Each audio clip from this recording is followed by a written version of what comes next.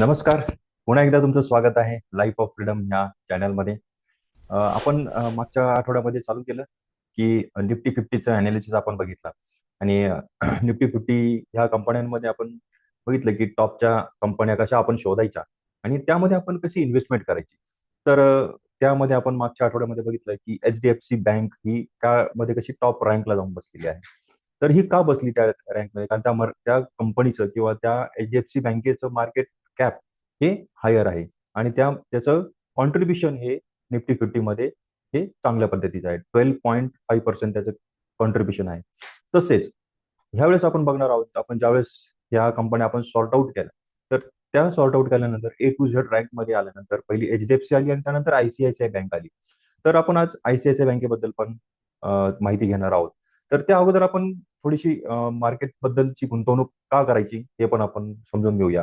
की तुम्हाला माहिती आहे की आज महागाईचा दर कसा वाढत आहे.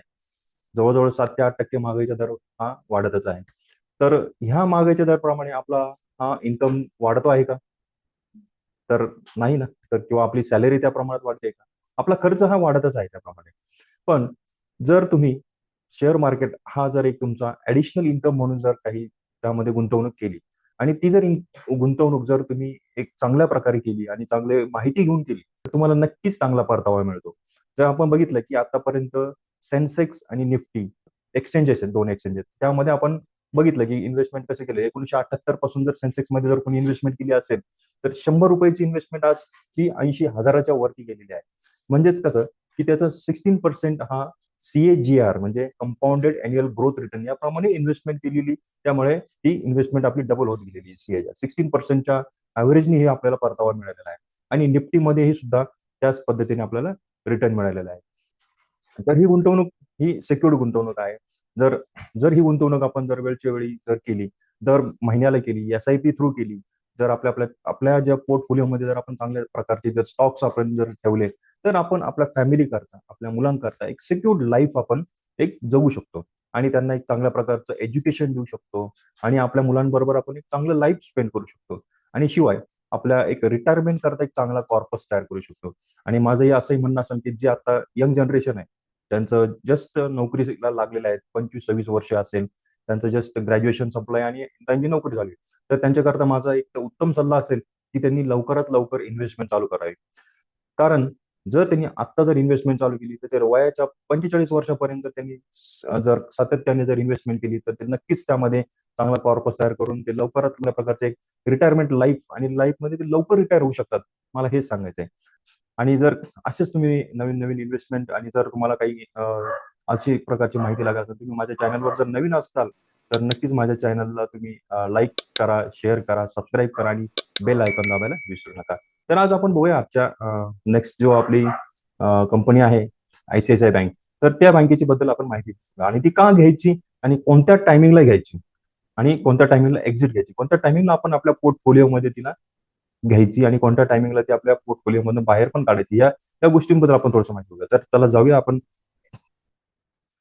हा आहे आय-सी-आय-सी-आय बँकेचा चार्ट. दिसतोय तुम्हाला चार्ट हा? हा बघा. इथे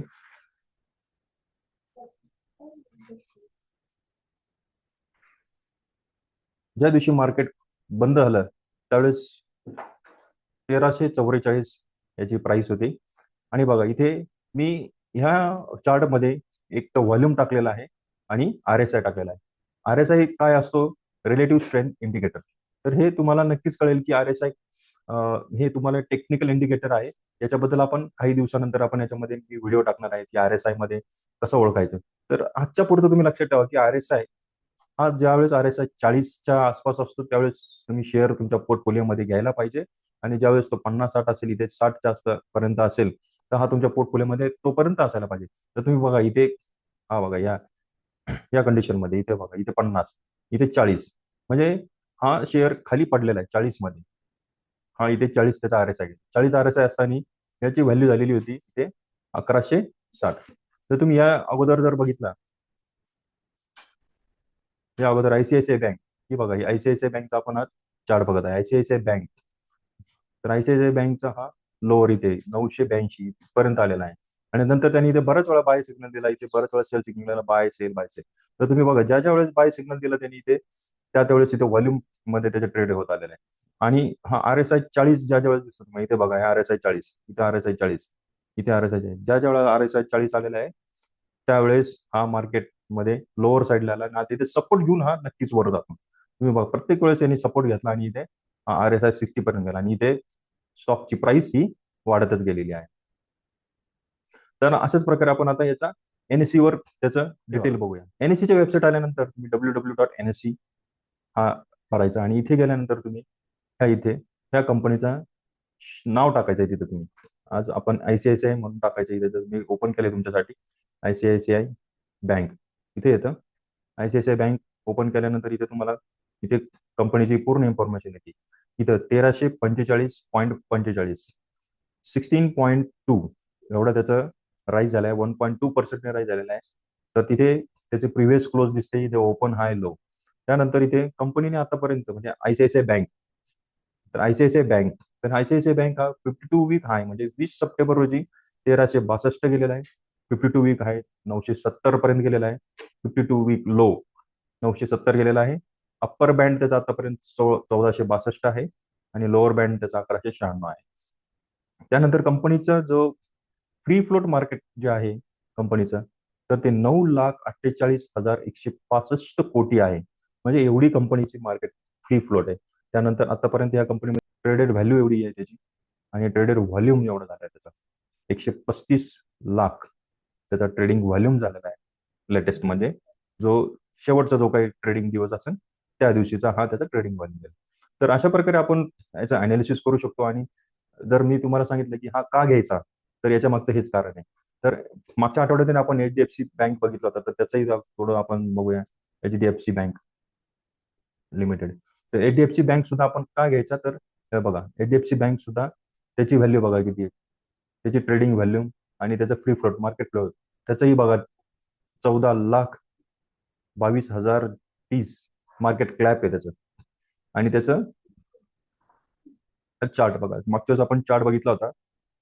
आता जसं मी सांगितलं तुम्हाला की HDFCचा जो चार्ट आहे बघा, परत आपण बघूया HDFCचा. मागच्या आठवड्यात आपण बघितलं होतं डिटेलमध्ये, पण ते तुम्हाला मी परत का दाखवतोय की HDFCचा चार्ट जो आहे तो बघताना की आपण ज्यावेळेस 40 ला असेल त्यावेळेस बाय करायचा.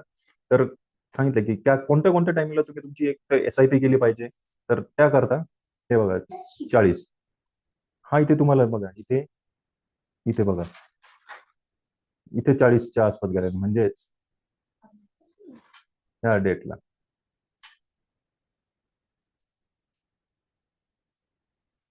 त्यानंतर इथे सुद्धा 40च्या आसपास गेलाय, 40 इथे गेलेला आहे 40च्या आसपास इथे.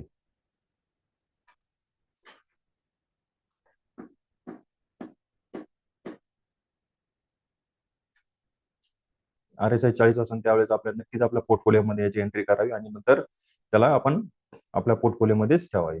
आणि असं जर ज्यावेळेस 80च्या आसपास असेल तर नक्कीच आपला जो कॉर्पस असताना आपण काय कशासाठी इन्व्हेस्टमेंट करतोय त्याप्रमाणे आपण त्याची एक्झिट घ्यावी. तर हा झाला आजचा आपण आतापर्यंतचा ICICI बँक आणि HDFC बँकेचं अनालिसिस कसं करायचं आणि आपल्या पोर्टफोलिओमध्ये आपण का ठेवायचे आणि कसे घ्यायचे. जर तुम्हाला हा व्हिडिओ आवडला असेल तर हा नक्कीच तुमच्या मित्रांना शेअर करा, लाईक करा, सबस्क्राईब करा आणि बेल आयकॉन दाबायला विसरू नका. थँक्यू.